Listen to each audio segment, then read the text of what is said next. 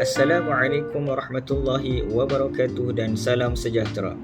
Video ini akan berkisarkan tentang analisis perkembangan sistem pendidikan di negara dan hubungannya dengan falsafah pendidikan kebangsaan. Video ini dihasilkan bagi memenuhi kerja kursus bagi subjek falsafah dan perkembangan pendidikan di Malaysia di Institut Pendidikan Guru, Kampus Pendidikan Islam, Bangi. Kenalkan kumpulan kami. Kami daripada kumpulan besar 01 dan bagi subjek ini kami merupakan kumpulan yang ketiga. Ahli yang pertama ialah Nur Muizzah binti Muhammad Noh, yang kedua Khairun Nisa binti Zainul Zaimi dan juga yang ketiga Muhammad Faizuddin bin Romli. Isi kandungan daripada video ini, kita akan membincangkan agenda tentang yang pertama, apakah itu falsafah pendidikan kebangsaan.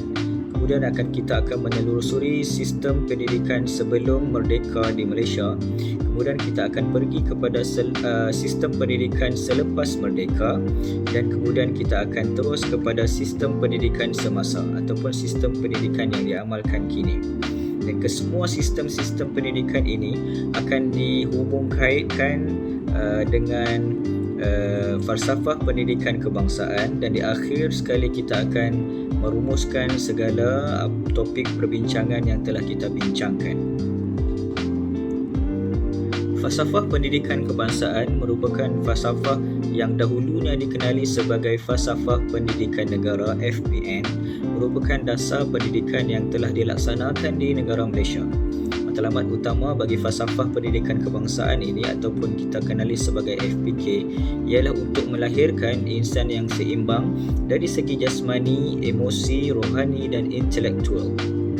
Terdapat 11 elemen FPK yang digariskan dalam falsafah pendidikan kebangsaan ini, iaitu yang pertama adalah pendidikan ialah satu usaha berterusan. Pendidikan memperkembangkan potensi individu, melahirkan insan yang seimbang dan harmoni, perkembangan potensi secara menyeluruh dan bersepadu, kepercayaan dan kepatuhan kepada Tuhan, melahirkan rakyat yang berilmu pengetahuan, melahirkan rakyat yang berakhlak mulia, melahirkan rakyat yang bertanggungjawab, melahirkan rakyat yang berketerampilan dan berkeupayaan untuk mencapai kesejahteraan diri. Kesemua 11 elemen ini adalah kita katakan sebagai dasar falsafah pendidikan kebangsaan bagi sistem pendidikan semasa. Di Malaysia, kita mengalami 3 garis masa yang utama. Yang pertama adalah sebelum merdeka. Perbicaraan tentang garis masa sebelum merdeka ini akan dibincangkan kemudian. Kemudian garis masa yang kedua adalah sistem pendidikan selepas merdeka, dan garis masa yang ketiga adalah sistem pendidikan yang diamalkan pada masa kini. Assalamualaikum warahmatullahi wabarakatuh. Saya Khairun Nisa binti Zainul Zaimi. Jadi saya akan membentangkan tentang sistem pendidikan sebelum merdeka dan hubung kaitannya dengan falsafah pendidikan kebangsaan. Baiklah, sebelum kemerdekaan di Tanah Melayu, terdapat 2 fasa di dalam sistem pendidikan. Jadi, di fasa yang pertama adalah fasa sebelum kedatangan British, iaitu pada tahun 1400 hingga 1786. Dan seterusnya adalah fasa yang kedua adalah fasa di mana semasa penjajahan British di Tanah Melayu. Jadi, kita akan mulakan dengan fasa yang pertama, iaitu fasa sebelum kedatangan British ke Tanah Melayu, di mana pada fasa ini, sistem pendidikan di Tanah Melayu sangat menekankan pendidikan agama Islam dalam masyarakat setempat, di mana terdapat 3 peringkat pembelajaran pendidikan Islam, di mana pada peringkat yang pertama, pada awal peringkat pertama pendidikan Islam adalah pembelajaran di rumah guru. Dan seterusnya berlaku peningkatan di mana pembelajaran pendidikan Islam diteruskan di masjid, surau dan juga madrasah. Dan di tahap yang ketiga, di peringkat yang ketiga adalah peningkatan di mana pembelajaran agama Islam adalah di institusi agama, iaitu sekolah pondok. Baiklah, pada fasa kedua, sistem pendidikan sebelum kemerdekaan adalah pada selepas kedatangan British pada tahun 1786 sehingga tahun 1956, di mana terdapat dua peringkat dalam sistem pendidikan, di mana pada peringkat yang pertama adalah peringkat di mana sistem pendidikan di Tanah Melayu telah dikelaskan kepada 4 bahagian, iaitu bahagian yang pertama adalah bahagian sekolah menengah dan sekolah rendah. Bahagian kedua adalah latihan perguruan, sistem pendidikan untuk latihan perguruan. Seterusnya adalah untuk subjek vocational dan teknik dan juga pendidikan tinggi. Dan di mana peringkat yang kedua pula adalah berteraskan atau berfokuskan tentang laporan pendidikan ataupun tahap pendidikan. Pada isi yang seterusnya kita akan tengok sistem pendidikan pondok, di mana sistem pendidikan pondok ini merupakan satu pendidikan mempelajari agama Islam secara tidak formal, di mana pembelajaran di pondok ini hanya berfokuskan pengajian Al-Quran dan juga fardu ain. Dan dalam sistem pendidikan di sekolah pondok, tiada sukatan yang piawai, di mana tiada sukatan yang betul-betul ditetapkan mengikut kesesuaian penduduk-penduduk setempat. Dan kandungan pembelajaran yang digunakan diadaptasi daripada kurikulum Masjidil Haram di Mekah.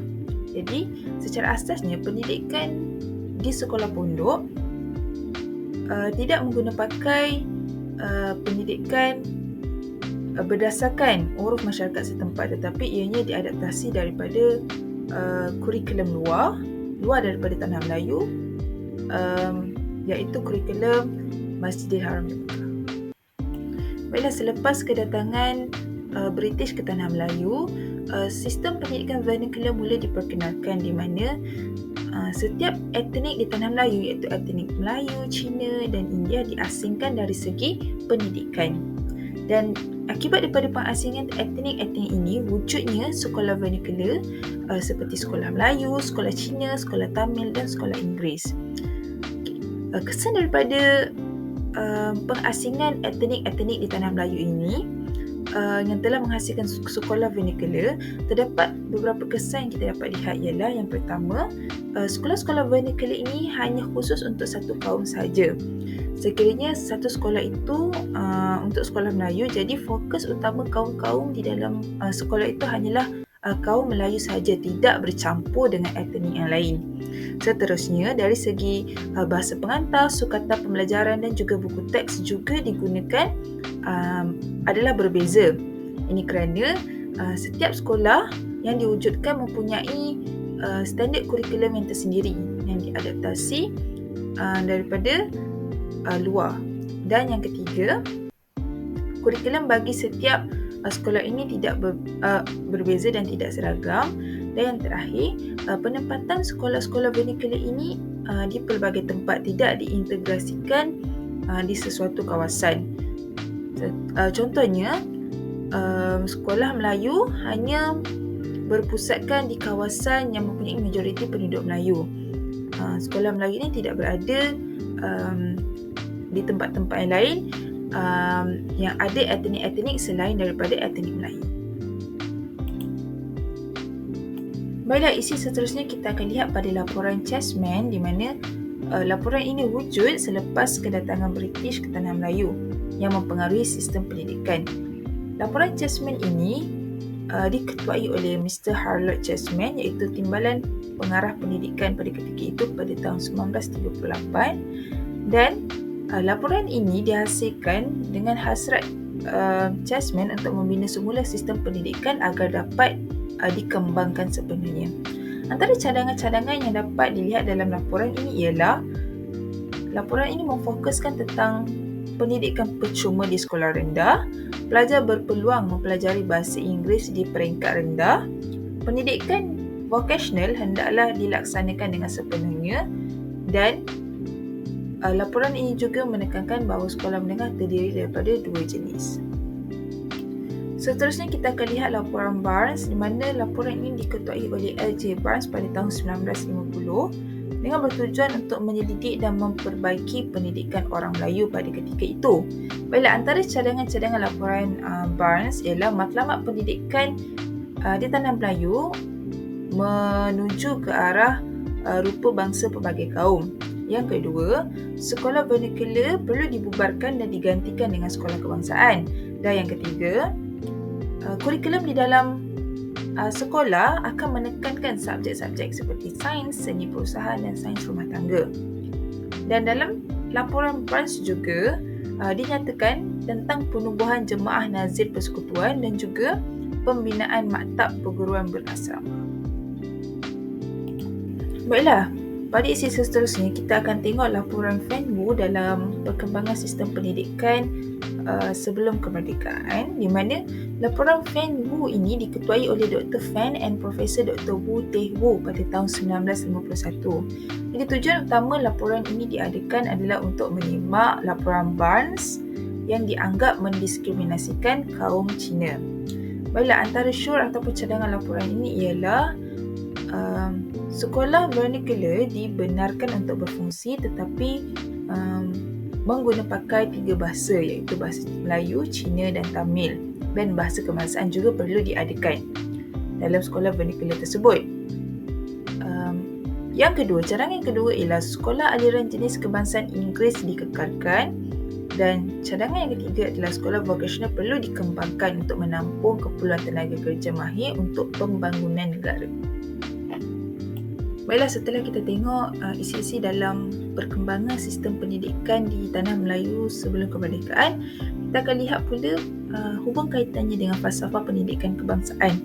Jadi pada isi yang pertama adalah pada kurikulum pendidikan pondok. Apa yang kita dapat lihat ialah pada kurikulum pendidikan pondok ini ia amat mementingkan pembangunan kerohanian, memandangkan pendidikan di sekolah pondok memfokuskan tentang pengajian Al-Quran dan kelas fardu ain. Jadi dalam falsafah pendidikan kebangsaan, elemen yang boleh dikaitkan adalah dengan elemen mewujudkan insan yang seimbang dan harmonis dari segi jari, perkembangan jari, iaitu jasmani, emosi, rohani dan intelektual. Jadi dalam isi yang kedua adalah laporan Chessman. Dalam laporan Chessman telah dicadangkan untuk memperkasakan pendidikan vocational. Dan dalam elemen falsafah pendidikan, isi penting yang boleh dikaitkan ialah pada isi perkembangan potensi individu secara menyeluruh dan bersepadu. Dan yang terakhir ialah pada isi laporan Barnes, di mana dalam laporan Barnes ini telah dicadangkan untuk penubuhan maktab guru berasrama. Dan pada isi ini, antara elemen falsafah pendidikan yang boleh dikaitkan ialah dengan elemen seseorang individu perlu menjadi seseorang yang berilmu dan berpengetahuan luas. Assalamualaikum warahmatullahi wabarakatuh. Nama saya Nur Muizzah binti Muhammad Nur. InsyaAllah saya akan membentangkan slide yang seterusnya, iaitu berkaitan sistem pendidikan selepas merdeka. Sistem pendidikan selepas merdeka terdapat 4 perkara. Yang pertama, laporan Razak 1956. Yang kedua, laporan Rahman Talib 1960. Yang ketiga, Ordinan Pelajaran 1967. Yang keempat adalah laporan Jawatan Kuasa Kabinet 1979. Laporan Penyata Razak 1956 ini dipengerusikan oleh Tun Haji Abdul Razak bin Datuk Hussein, iaitu satu jawatan kuasa ditubuhkan pada September 1955 bagi mengkaji sistem pendidikan di Persekutuan Tanah Melayu. Laporan Penyata Razak ini mempunyai 17 cadangan dengan mengambil kira matlamat yang akhirnya membentuk satu sistem pendidikan kebangsaan. Kita tengok analisis kandungan laporan Razak 1956. Yang pertama, semua sekolah di Tanah Melayu mempunyai sukatan pelajaran yang sama. Ini bermakna laporan ini dapat menyatupadukan pelajar yang berbilang bangsa di bawah satu sistem pendidikan. Yang kedua, amalan lama yang menggunakan buku teks dari Cina dan Tamil dihentikan. Seterusnya kita tengok kandungan laporan Razak yang kedua, iaitu bahasa Melayu adalah bahasa kebangsaan dan menjadi bahasa pengantar utama. penerangannya, bahasa Melayu dijadikan bahasa pengantar utama supaya dapat menggantikan bahasa Inggeris sebagai bahasa rasmi tunggal. Yang ketiga, bahasa Melayu dan bahasa Inggeris diwajibkan di semua sekolah rendah dan menengah. Dia punya analisisnya dilaksanakan secara berperingkat. Seterusnya, bahasa Inggeris, Cina dan Tamil dijadikan bahasa pengantar bagi sekolah jenis kebangsaan. Penerangannya membenarkan pengekalan bagi bahasa pengantar yang sedia guna. Seterusnya, sekolah rendah ditukarkan kepada sekolah kebangsaan dan bahasa Melayu sebagai bahasa pengantar utama. Penerangannya untuk menyelaras dan menyatupadukan kaum di bawah satu sekolah. Seterusnya, penubuhan satu jenis sekolah sahaja terbuka kepada semua kaum. Analisisnya, penubuhan sekolah kebangsaan dan sekolah menengah kebangsaan. Yang terakhir, guru sekolah rendah dan menengah adalah berkelayakan. Analisisnya, guru mempunyai berkelayakan pendidikan. Seterusnya, kita tengok kepada slide yang seterusnya, iaitu hubung kait laporan penyata razak 1956 dengan falsafah pendidikan kebangsaan. Terdapat 3 yang saya dapat kat sini. Adalah yang pertama, rakyat Malaysia yang berketerampilan. Kita dapat kaitkan dengan dalam kenyataan laporan penyata razak 1956, iaitu guru sekolah rendah dan guru sekolah menengah perlu mempunyai kelayakan pendidikan. Yang kedua, rakyat Malaysia yang berilmu pengetahuan. Di sini kita dapat kaitkan dengan laporan penyata razak, iaitu bahasa Melayu dan bahasa Inggeris diwajibkan di semua sekolah rendah dan menengah, dan kita boleh kaitkan dengan pendidikan rendah adalah wajib. Yang ketiga, FPK yang ketiga adalah insan yang seimbang dan harmonis. Di sini kita kaitkan dengan penubuhan satu jenis skor kurikulum yang bercorak kebangsaan. Seterusnya kita tengok laporan Rahman Talib 1960, iaitu diketuai oleh Abdul Rahman bin Haji Talib. Jawatan kuasa penyemak pelajaran ditubuhkan bagi mengkaji semula pelaksanaan laporan razak dan langkah-langkah bagi mewujudkan satu sistem pendidikan kebangsaan. Ia juga usaha kerajaan untuk memantapkan lagi sistem pendidikan Malaysia. Pindaan yang dibuat dalam laporan Rahman Talib ada 6. Yang pertama, pelajaran di sekolah adalah percuma. Yang kedua, sekolah menjadi sekolah kebangsaan dan jenis kebangsaan.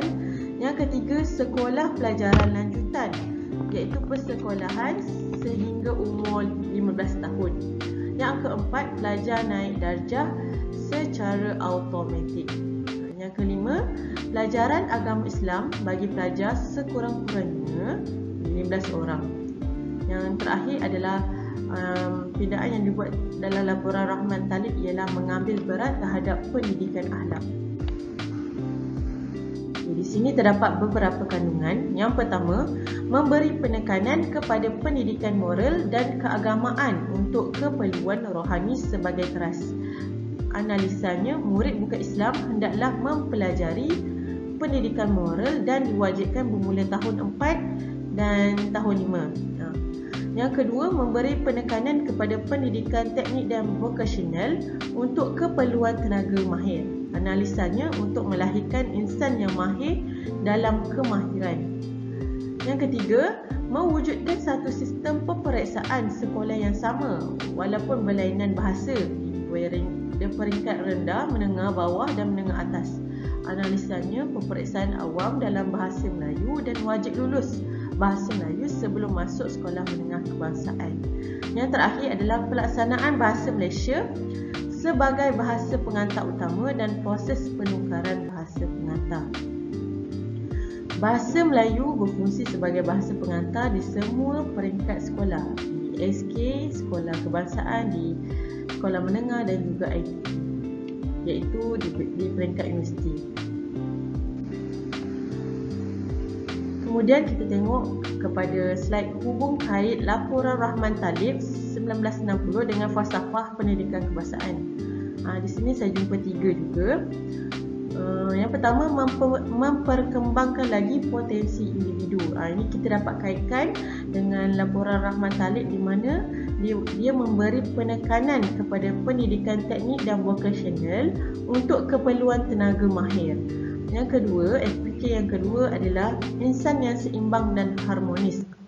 Kita boleh kaitkan dengan memberi penekanan kepada pendidikan moral dan keagamaan untuk keperluan rohani sebagai teras. Yang ketiga, rakyat Malaysia yang berakhlak mulia dapat kita kaitkan dengan laporan Rahman Talib. Dia mengambil berat terhadap pendidikan akhlak. Seterusnya, yang ketiga, Ordinan Pelajaran 1967. Ordinan pelajaran dikenali sebagai Akta Bahasa Kebangsaan 1963 ataupun 1967. Bertujuan memastikan bahasa kebangsaan diaplikasikan secara holistik di dalam struktur kehidupan rakyat dan pemerintahan negara. Penguatkuasaan bahasa Melayu sebagai bahasa kebangsaan, Dewan Rakyat telah meluluskan Rang Undang-Undang Bahasa Kebangsaan. Kita tengok dia punya kandungan Ordinan Pelajaran 1967. Yang pertama, penetapan bahasa Melayu sebagai bahasa rasmi tunggal. Yang kedua, kerajaan persekutuan ataupun kerajaan negeri menggunakan penterjemah dokumen rasmi atau komunikasi dalam bahasa lain jika terdapat kepentingan awam. Yang ketiga, Yang di-Pertuan Agong boleh membenarkan agar menggunakan bahasa Inggeris sebagai tujuan rasmi apabila dianggap perlu. Analisanya, perpaduan dapat dipupuk melalui bahasa yang sama iaitu bahasa Melayu. Yang kedua, menyelaraskan penggunaan bahasa Melayu dalam setiap urusan rasmi. Hubung kait Ordinan Pelajaran 1967 dengan falsafah pendidikan kebangsaan. Yang saya dapat adalah falsafah pendidikan kebangsaan yang saya dapat adalah rakyat Malaysia yang bertanggungjawab. Kita dapat kaitkan dengan penguatkuasaan bahasa Melayu sebagai bahasa kebangsaan demi memelihara kemurnian bahasa kebangsaan. Seterusnya, laporan Jawatankuasa Kabinet 1979 iaitu dipengerusikan oleh Tun Dr. Mahathir Mohamad. Dikenali juga sebagai Penyata Mahathir 1979. Laporan Jawatankuasa Kabinet 1979 akan saya bentangkan tujuan dan cadangannya. Tujuan yang pertama adalah mengkaji semula pelaksanaan sistem pelajaran kebangsaan. Yang kedua, mengkaji semula matlamat dan kesan sistem pelajaran. Yang ketiga, memastikan keperluan tenaga rakyat negara dapat dipenuhi. Yang keempat, memenuhi matlamat negara dalam melahirkan masyarakat yang bersatu padu, berdisiplin dan terlatih. Cadangannya adalah menekankan pendidikan asas 3M, iaitu membaca, menulis dan mengira. Yang kedua, mendedahkan murid kepada bidang teknik dan vokasional di peringkat menengah yang tidak terhad. Yang ketiga, mewajibkan pengambilan bahasa Malaysia dan bahasa Inggeris bagi calon sijil pelajaran Malaysia atau dikenali sebagai SPM. Yang keempat, memberi penekanan kepada pendidikan Islam bagi yang beragama Islam dan pendidikan moral bagi yang bukan beragama Islam. Yang kelima, penglibatan aktif kurikulum untuk membentuk perpaduan kaum. Hubung kait laporan Kabinet 1979 dengan falsafah pendidikan kebangsaan. Ada tiga. Yang pertama adalah memperkembangkan lagi potensi individu. Dapat kita kaitkan dengan laporan Kabinet 1979 ini di mana kita dapat dedahkan murid kepada bidang teknik dan vokasional di peringkat menengah yang tidak terhad.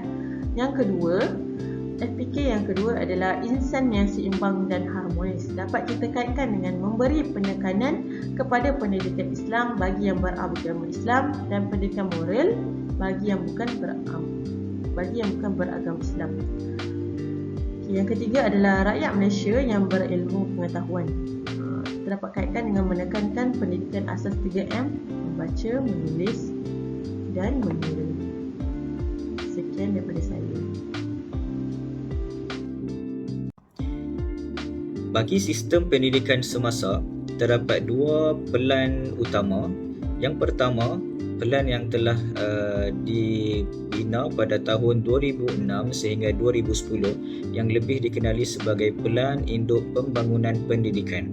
Dan pelan yang kedua adalah Pelan Pembangunan Pendidikan Malaysia yang dibina pada tahun 2013 sehingga 2025. Bagi Pelan Induk Pembangunan Pendidikan ataupun kita kenali sebagai PIPP pada tahun 2006 sehingga 2010, dianya dilancarkan oleh Perdana Menteri kita yang kelima iaitu Tun Abdullah Haji Ahmad Badawi. PIPP ini merupakan satu dokumen perancangan yang mengandungi 3 aspek utama iaitu pengisian, infrastruktur dan juga tenaga manusia. PIPP ini bermatlamat untuk menghasilkan pendidikan yang berkualiti. Dua pendekatan utama dikenal pasti sepanjang tempoh rancangan Malaysia ke-9 iaitu pendekatan yang pertama adalah menyempurnakan tugas yang masih belum selesai dan kesamarataan peluang pendidikan kepada semua. Untuk pendekatan kedua pula, PIPP ini mengutamakan kecemerlangan institusi pendidikan. Seterusnya, apakah hubung kait PIPP ini yang dibina pada tahun 2006 sehingga 2010 ini dengan falsafah pendidikan kebangsaan adalah yang pertama, membangunkan model insan yang fokus kepada ilmu pengetahuan serta kepakaran dan kemahiran yang tinggi.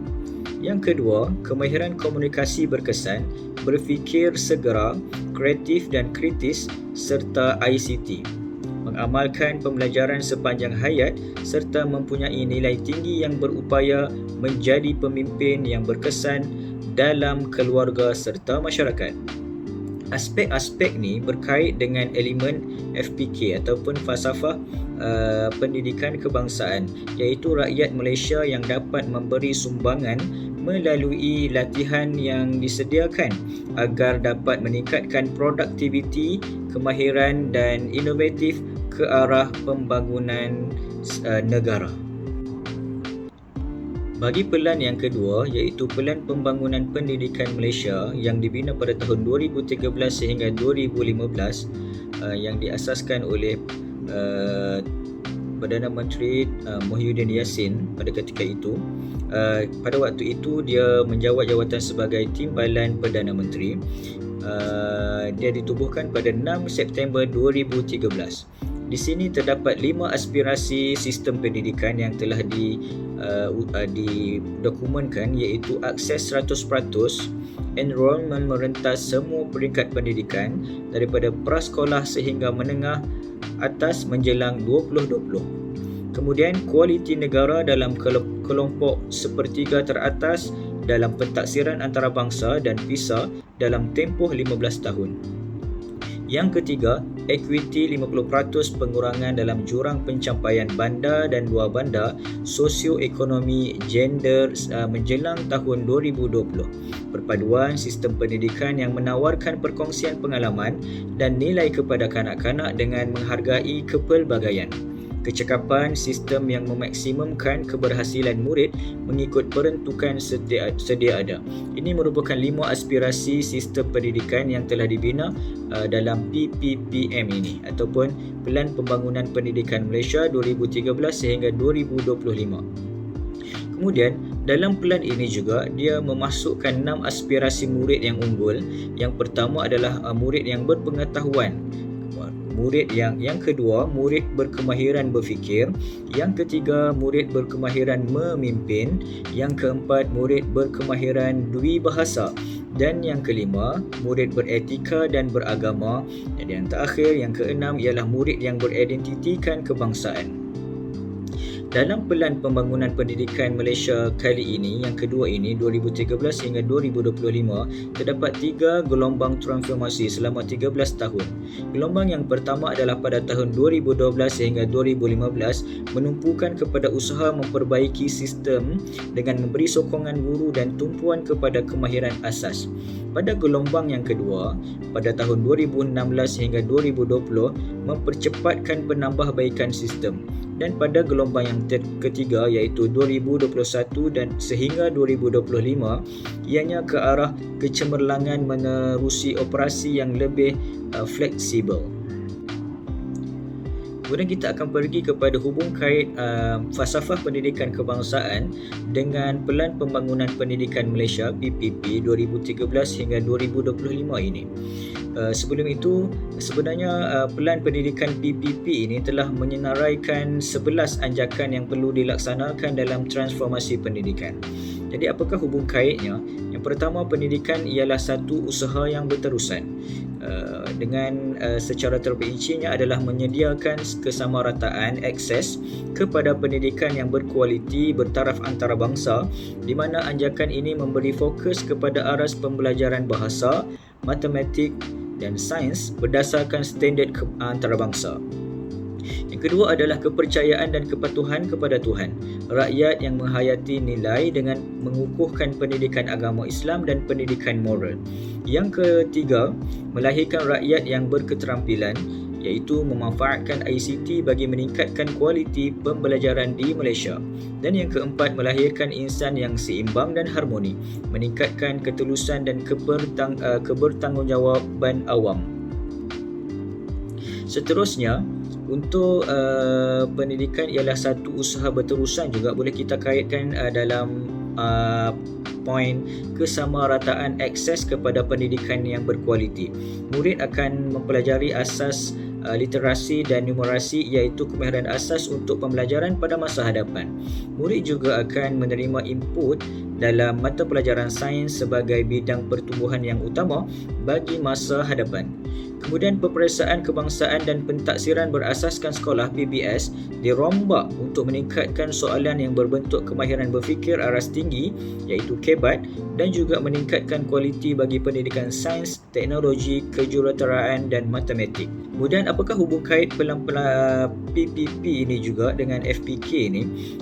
Kita dapat melahirkan rakyat yang menghayati nilai dengan pengukuhan pendidikan agama Islam dan pendidikan moral ni, dia sebagai medium untuk mengukuhkan dan memupuk perpaduan dan persefahaman yang erat di antara murid.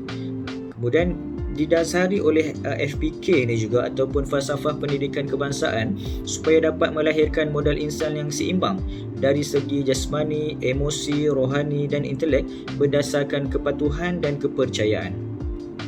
Untuk memanfaatkan ICT ini, murid dapat meningkatkan kualiti pelajaran, meningkatkan ketulusan untuk kebertanggungjawaban awam yang berkaitan dengan elemen-elemen falsafah pendidikan kebangsaan. Kemudian dapat melahirkan murid yang bertanggungjawab, berakhlak mulia, berilmu pengetahuan dan berketerampilan yang dapat memberikan sumbangan kepada masyarakat dan negara selaras dengan hasrat falsafah kebangsaan. Kemudian hubung kait FPK pula dengan 5 aspirasi sistem pelan pembangunan pendidikan di Malaysia. Yang pertama adalah akses, iaitu melahirkan insan yang seimbang dan harmoni. Pelan ini menyasarkan 100% enrolment merentas semua peringkat pendidikan dari prasekolah hingga menengah menjelang 2020, iaitu setiap kanak-kanak warga negara Malaysia berhak untuk mendapat kesamarataan peluang pendidikan ini. Yang kedua adalah kualiti ataupun perkembangan potensi secara menyeluruh dan bersepadu, meletakkan negara dalam kelompok 1/3 teratas dalam pentaksiran antarabangsa. Yang ketiga adalah equity pendidikan ialah satu usaha berterusan. Equity, kita katakan sebagai equity. Pendidikan ialah satu usaha yang berterusan. Masyarakat menyasarkan 50% pengurangan jurang perbezaan yang melibatkan bandar dan luar bandar, sosioekonomi dan gender menjelang tahun 2020. Yang seterusnya, perpaduan sistem pendidikan menawarkan perkongsian dan pengalaman nilai. Kecekapan memaksimumkan keberhasilan murid mengikut peruntukan kewangan yang sedia ada. apa yang dapat kita simpulkan, apa yang dapat kita rumuskan daripada perbincangan kita sebentar tadi? Dapatlah kita ketahui bahawa falsafah ini digubal atas kesedaran bahawa negara mesti mempunyai hala tuju dan matlamat yang benar dan tepat di dalam sistem dan rancangan pendidikan. Falsafah Pendidikan Negara (FPN) yang awalnya diwujudkan dalam suasana selepas kemerdekaan yang menegaskan perpaduan sebagai matlamat utama negara melalui pembentukan rakyat Malaysia yang berilmu pengetahuan, berakhlak mulia, bertanggungjawab dan berkeupayaan mencapai kesejahteraan diri. Kemudian, falsafah pendidikan negara (FPN) itu dimurnikan seiring dengan perkembangan semasa dan ia dimurnikan dan dinamakan sebagai falsafah pendidikan kebangsaan yang bermatlamat untuk melahirkan rakyat yang sempurna, mempunyai sikap tanggungjawab serta taat setia kepada negara di samping mengurangkan jurang perbezaan dari segi ekonomi, sosial dan peluang di antara kaum. Seterusnya, justru itu pembentukan dasar serta falsafah pendidikan di Malaysia ini mempunyai perkaitan rapat dengan perkembangan sistem pendidikan serta berjalan seiring dengan perkembangan potensi murid secara menyeluruh dan seimbang.